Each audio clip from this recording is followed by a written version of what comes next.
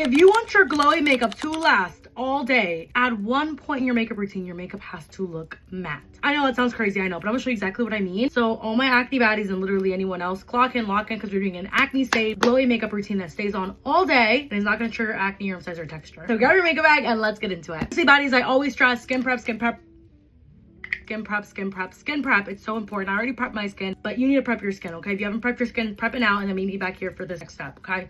Which is gonna be primer. Now, I love a sticky, grippy primer. Something that's gonna stick my makeup and grip my makeup on all day. That's my vibe right there. My favorite one is the Milk Hydro Grip. As for foundation, I'm gonna use the Kosas foundation. And y'all, I actually just reviewed this yesterday and I actually fell in love with it. But baddies, I'm not just gonna tell y'all, I'm gonna show y'all. We're doing a wear test today. Technically, I'm wear testing this foundation, but you're gonna also see how the rest of my makeup is gonna hold up too. This shade match is a little warm for me, but it's okay. It'll adjust. And then next, we're gonna go in with cream bronzer. There's this huge misconception that if you want your makeup to last all day, you have to mattify it, which is true in a way, but you don't have to stay matte. Next, we're gonna get into is concealer. I'm using the NYX Bear With Me concealer. Key to boosting your longevity with your makeup is setting your creams first before you move on to your powders. Today, I'm gonna use the Milk Hydro Grip setting spray.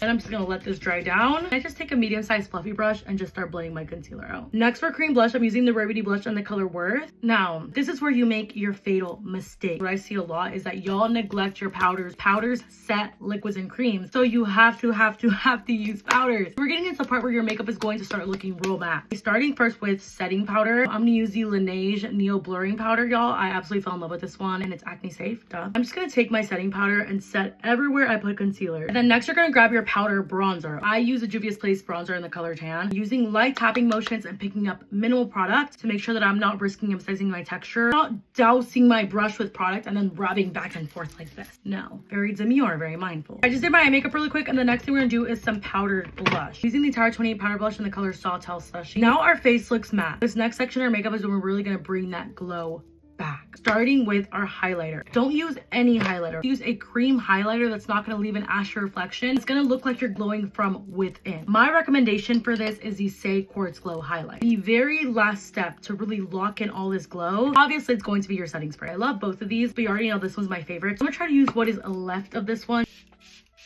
I'm just gonna let this dry, and just like that, baddies, you have glowy, cunty makeup that's gonna stay on all day, and it's not gonna trigger your acne or emphasize your texture. Look at that glow on my face. I didn't lie. Anyways, baddies, this is the final look. Love you, baddies, so much, and I'll see you next time.